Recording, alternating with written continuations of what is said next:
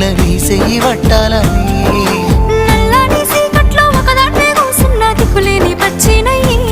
బావా నువ్వెప్పుడొస్తావని ఏళ్ళైపోతుండే పిల్ల ఎన్నెలొచ్చింది మన బతుకులా ఏలైపోతుండే పిల్ల ఏలు వట్టంగా వస్తున్నాయా ఇన్నాళ్ళ ఎడబాటు ఎడవాసిపోతుందిలే ఈ సీనయ్య గుండున్నదే సినదారా నీ కోసము